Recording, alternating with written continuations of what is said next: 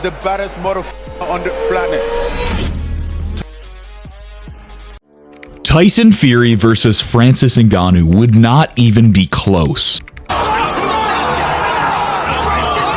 Tyson Fury versus Francis Ngannou will be a one-sided beatdown like you have never seen before. Will Tyson Fury outbox Ngannou with his massive height and reach advantage? Or will Francis Ngannou's freakish power and unorthodox style be too much for Fury? Join us as we dive deep into this crazy crossover boxing showdown and reveal who will come out on top of this one-sided beatdown. Let's start by seeing how the Gypsy King became one of the greats.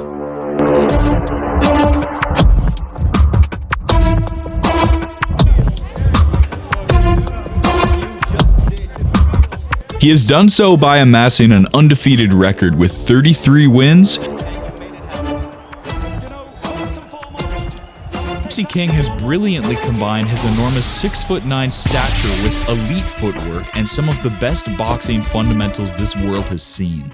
This unique combination allowed him to win the WBA Super, the IBF, WBO, IBO, and the ring heavyweight titles when he defeated Vladimir Klitschko in 2015.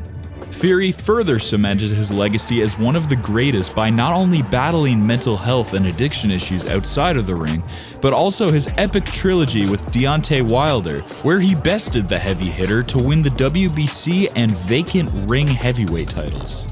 His masterclass performance against Wilder not only showed his high boxing IQ and skill set, but also an unbreakable will and determination as he ate Wilder's power punches, which no boxer had done before. This truly makes the Gypsy King one of a kind. And those unexplained phenomenons might be tested again as he gets ready to step in the ring with the hardest hitter in mixed martial arts history. Francis Ngannou, born in Bati, Cameroon, the former UFC heavyweight champion, knows a thing or two about beating the odds.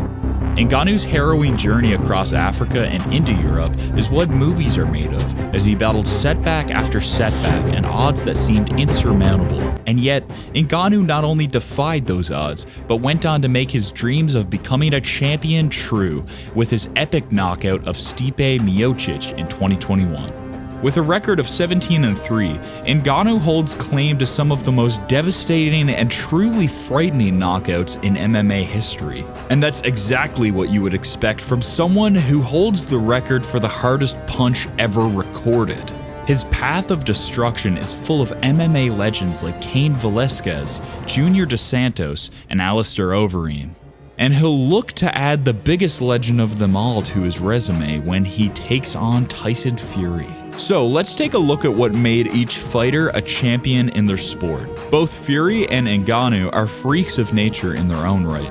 When it comes to Fury, there shouldn't be any plausible reason why a 6'9", 270-pound man should be able to move with as much fluidity and grace. But that's what separates Fury from his contemporaries. Not only does he have the physical attributes which make him special, but he also has a pure boxing skill set to match it. His ring generalship, boxing IQ, and game planning were on full display against Wilder, where he effortlessly controlled the heavy hitter, making him miss most of his haymakers while draining him of his energy through well-timed clinches and steady increase in pressure. However, Ngannou is special in his own right. Ngannou's power is a given, but what makes him special is his mindset and sheer willpower. Those might sound like fancy buzzwords with no real translation in the boxing ring, but it's those traits exactly that allowed Ngannou to pick himself up after the humiliating defeat he suffered to the hands of Miocic and come back to knock him out in their rematch. It's also those defining features that allowed him to fight Cyril Gane with an injured knee and make adjustments in the heat of the moment and showcase his ground game to pull off the win.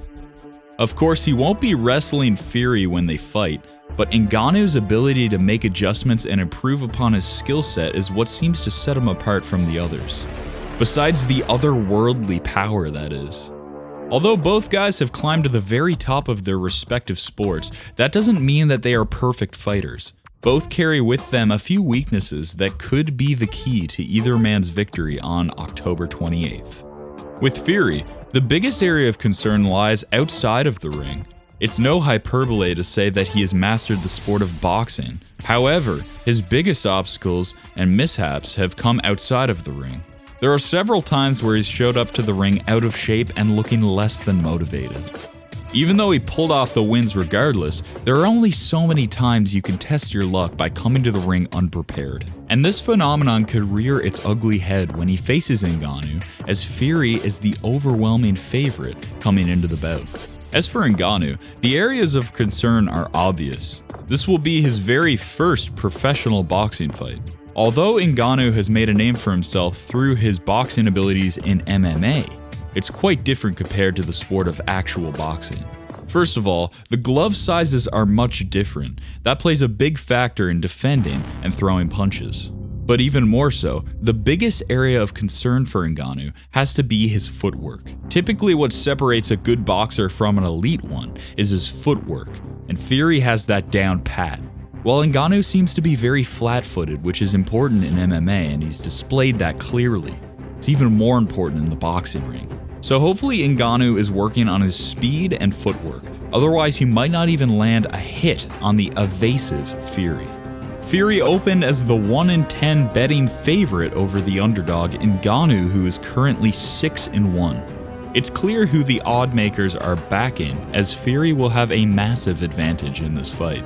Not only is he more seasoned and has more boxing experience, to say the least, he essentially has an ideal series of fights to prepare for the power of Ngannou with his Wilder trilogy.